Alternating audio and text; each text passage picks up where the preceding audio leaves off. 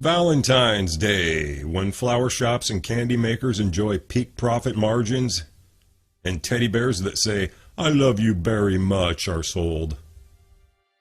But what started the trend of men getting in trouble for not lavishing the apples of their eye with materialistic shows of affection, like dyeing flora and fattening tooth-rotting confectionaries? St. Valentine's Day was an attempt by the early Catholic Church to deter the pagan fertility rituals of Roman Lupercalia by hijacking the holy day and rebranding it. Lupercalia is named for the Roman god Lupercus, who is sometimes equated with the Arcadian god Pan, a horned god, and worshipped by shepherds to ward their flocks from wolves. The name Lupercus is derived from lupus, meaning wolf, and is often associated with the she-wolf who nursed the twins Romulus and Remus. Romulus is also honored during the festival. But if you've been following my other presentations, then you may already have equated Pan with the other horned gods who brought about the caricaturization of Satan or Baphomet. So, in a roundabout sense, this is yet another satanic holiday or holy day, though the Church of Satan and related pagan cults have already celebrated a satanic magic ritual, a Black Sabbath, on February 2nd. But in all likelihood, Satanists don't pass up a chance to observe a pagan holiday, if not just laugh at all the Christians that do, aside from everyone else's ignorance. At this point, though, it's largely just a consumerist holiday meant to drive the economy and shows that the church and state still dominate people's lives, when appreciation could be shown on any given day of the year. The mystery pagan priesthoods dictate the holidays and the populace abides. Sheeple do as they're told. I'm mainly just illustrating the connection of Lupercalia and Valentine's Day with the generic horned god of the astrological ages of Aries and Taurus that keeps coming up repeatedly in my presentations. So I'll skip detailing the sadomasochistic practices or drunken licentious revelry of Lupercalia itself, a festival not far removed from the orgiastic Saturnalia or winter solstice fertility rites.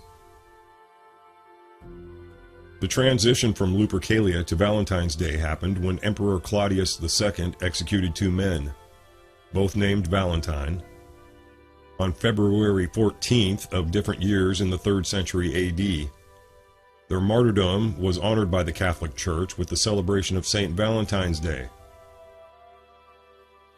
Later, in the 5th century, Pope Gelasius I combined St. Valentine's Day with Lupercalia, hoping to discourage the pagan rituals.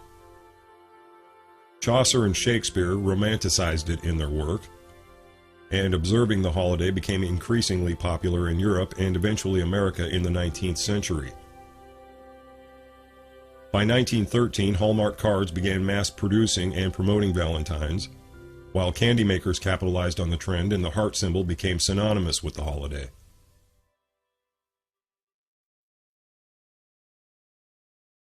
The heart symbol, which clearly doesn't look like a human heart, most likely also comes from ancient Rome. The Romans used the seed of the silphium plant as a contraceptive, so much so that the plant is now extinct. And its seed pod, shown in the Cyrene coins at the top, is a shape obviously similar to the heart symbol. Other theories of the symbol's origin include two hearts fused together in love, like that shown at the top left, as well as certain female or even male body parts. Some believe it represents the heart-shaped tush or even testes when inverted, while it more likely would represent the vesica piscis, if not the silphium seed pod. Sorry if the images are a little blunt for some, but these are some of the theories behind the symbol. By the way, the Sacred Hearts of Jesus and Mary Magdalene are subtly referencing the Merovingian Holy Grail bloodline, and part of why Jesus is often depicted in a mandorla, a vesica piscis, in Christian art. Examples coming up. The arrow through the heart symbol is, as most are aware, from Cupid's bow, as Roman gods of love, lust, and fertility were also generally included. The festival wasn't only observed by shepherds to honor Lupercus or Pan. But the arrow represents a shot from Cupid's other bow, as he was well known to impregnate quite a few damsels and demigoddesses. Cupid is also known as Eros in ancient Greece, source of the word erotic. Anyone familiar with the biblical cherubs knows that Cupid, Eros, isn't a cherub, and cherubs aren't baby angels. Cupid was the lustful son of the love goddess Venus and the winged messenger of the gods Mercury, whose other son is also the source of the term hermaphrodite, Hermes Aphrodite. And relative to the occult aspects of the trans agenda and pandrogyny, I've shown in other material, the joining of the divine masculine and feminine as one.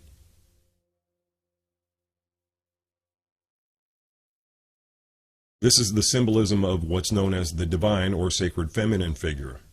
As you can see from this montage of occult and pagan fertility symbolism, the sun and Vesica Piscis form the seed and flower of life.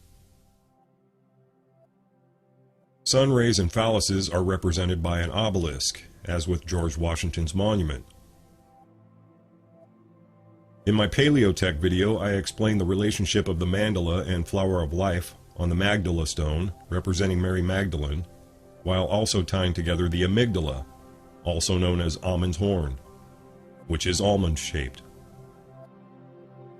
The one word I missed when making Paleotech, though, was mandorla, an Italian word for almond, which is the Vesica Piscis often seen behind Jesus in Christian art, or forming the Jesus fish, as well as so many other places. All of these things parallel into prehistory and the origin of language, even the Alpha, Omega, and Ouroboros that I showed in Paleotech. Aside from almonds and silphium seeds, avocados and eggs have long been fertility symbols dating back to ancient cultures like Egypt and Babylon. Most notably the Orphic egg with the Ouroboros. We might even infer the heart symbol to be two eggs or even avocados, one overlaying the other at an angle. The Hindu/Buddhist word mudra can also be construed as relative in origin, particularly with the yoni mudra.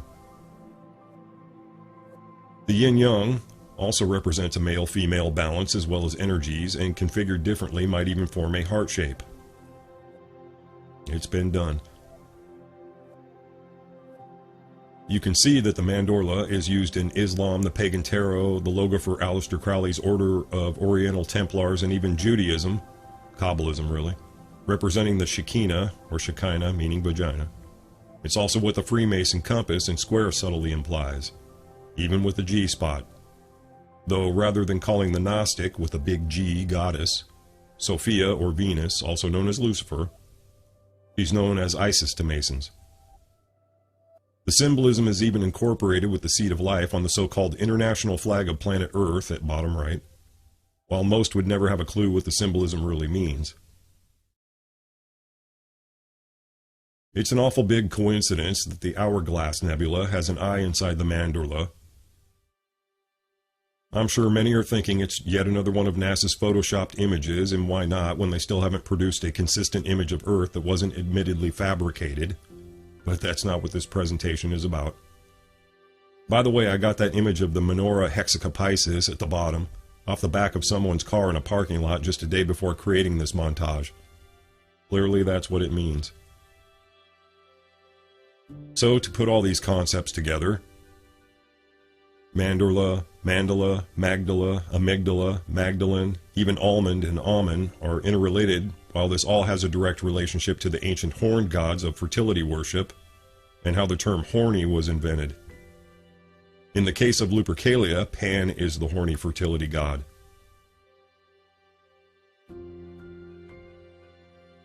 And since Rome is where this holy day originated, it's only fitting to show this lovely heart from St. Peter's Basilica, home of many basilisks or dragons. The word Vatican does translate to divining serpent, which most assume is that old dragon of the Bible, Satan. But in ancient Samaria, Tiamat was the dragon goddess of chaos. So we shouldn't assume that the dragon is a male, actually. It's more likely a dragon queen producing eggs like a bee or the alien hive mother. The occult god is actually first and foremost a goddess, not a male figure named Satan, actually. As we pan out from the image of the womb basilisk of the basilica, we can see the crossed keys representing the gold and silver gates of heaven, as well as the Barberini bee symbolism. The Masonic, Illuminati, Rosicrucian, etc. queen bee is an important symbol dating back to Egypt, the efficient hive mentality ruled by the goddess. I talked about the hive mother goddess in my videos about AI and Android Sophia also. A part of the point of this video, aside from the origin of Valentine's Day and the heart symbol, is that we're seeing more and more of the occult hierarchical pagan goddess worship being externalized in the mainstream, if subtly. It's the same basic belief system that promoted Babylonian temple prostitution, the whore of Babylon, and the Jezebel spirit that the Hebrews constantly fought against in the Bible. Goddess worship is central to paganism and even the nature worship of Satanism. The mainstream has been tricked into believing the opposite. In the mystery priesthoods, the egg always comes before the chicken, even though it takes two to copulate, which is what this holy day is supposed to be about. But if people can't see the trans agenda of pandrogyny at work, then they're pretty well blinded by indoctrination. It won't be long before people are buying themselves a Valentine's Day present or running themselves a bath full of roses. Believe it or don't.